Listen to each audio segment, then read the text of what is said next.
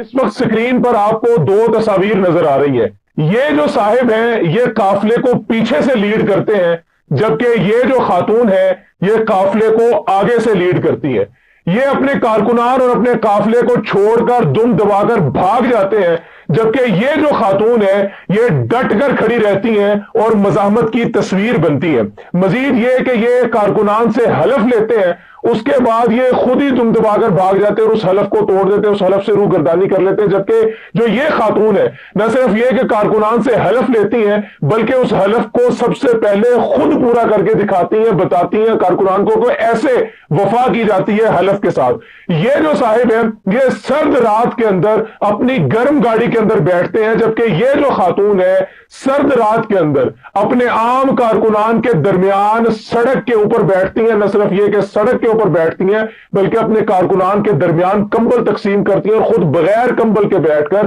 لوگوں کو، جو میڈیا والے ان کے پاس آ رہے ہوتے ہیں، ان کو انٹرویوز بھی دیتی ہیں. یہ جو صاحب ہے ان کے اوپر ان کے اپنے ہی کارکنان شک کرتے ہیں اور ان کو اچھی نظر سے نہیں دیکھتے، ان کو ایک فراڈیا تصور کرتے ہیں. جبکہ اس خاتون کے ساتھ آنے والا موب اس کے اوپر مکمل یقین کرتا ہے، اس کو مکمل اعتماد دیتا ہے، اس کے اوپر مکمل کانفیڈنس کا اظہار کرتا ہے، یقین کا اظہار کرتا ہے. یہ جو صاحب ہے یہ جلسہ، یہ احتجاج مکمل ہونے کے بعد اپنے علاقے میں جا کر اپنے گھر کے باہر پریس ٹاک کرتے ہوئے یا پھر 12 اضلاع کی سیر کرنے کے بعد اسمبلی میں آ کر وضاحتی بیان دیتے ہیں. جبکہ یہ خاتون جو ہے یہ سینہ تان کر اپنے کارکنان کے ساتھ آتی ہے اور اپنے کارکنان کے ساتھ واپس جاتی ہے اور پھر اس کے بعد یہ وضاحتی بیان نہیں بلکہ وکٹری سپیچ کرتی ہے.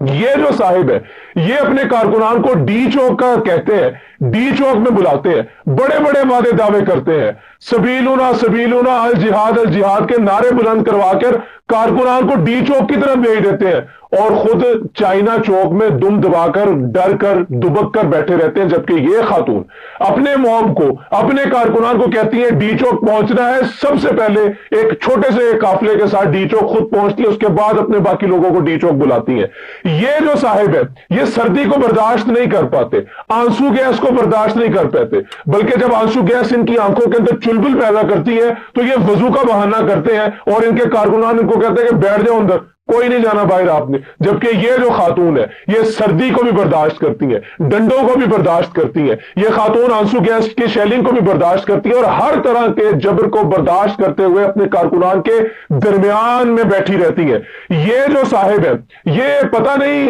اپنے موب سے دم دبا کر بائی ایئر بھاگ جاتے ہیں، کیونکہ صاحب نے پچھلی مرتبہ جب یہ دم دبا کر روگردانی کر کے بے وفائی کر کے بھاگے تھے تو انہوں نے یہ کہا تھا میری جیب میں کھانا کھانے کے پیسے نہیں تھے لیکن شاید میری لینڈ کروزر پانی پر چلتی تھی کہ میں 12 اضلاع کی سیر کر کے اسمبلی میں اپنی جان بچا کر پہنچا ہوں. اب کی بار یہ ذرا بتائیے کہ جی ٹی روڈ بھی بند تھی، موٹر وے بھی بند تھا، ہر طرح کے شہر کے اندر سے دوسرے شہر میں داخل ہونے والے راستے بھی بند تھے، تو معزز حضرت آپ بائی ایئر گئے ہیں اسلام آباد کے چائنا چوک سے مانسہرہ تک،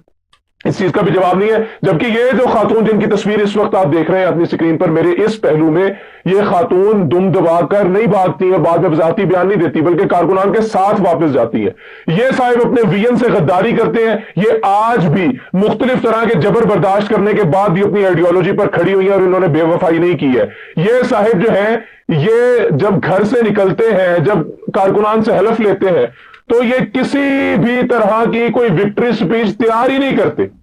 نہ ہی اپنے کسی کارکن کو یا اپنے کسی مشیر کو کہتے ہیں کہ میرے لیے وکٹری سپیچ لکھ کر رکھنا، کیونکہ ان کو پتا ہوتا ہے کہ نہ میں وکٹری سپیچ کرنی ہے تو نہ اس چیز کی نوبت آنی ہے. البتہ یہ وضاحتی تقریر ضرور تیار کرتے ہیں. جبکہ یہ جو خاتون ہے یہ اپنے کارکنان کو احتجاج کے مکمل ہونے پر مطالبات کے مانے جانے کی نوید سناتی ہے، شنید سناتی ہے اور اپنے کارکنان کو آئندہ کے تحریک کا لائحہ عمل بتاتی ہے. اس طرح سے ہم ان دونوں تصاویر کے درمیان کمپیریزن کے اپنے اختتام پر پہنچتے ہیں. یہ جو صاحب ہے انہیں آپ گنڈاپور کے نام سے جانتے ہیں اور یہ جو صاحبہ ہے انہیں آپ مہرنگ کے نام سے جانتے ہیں. اجازت دیجیے.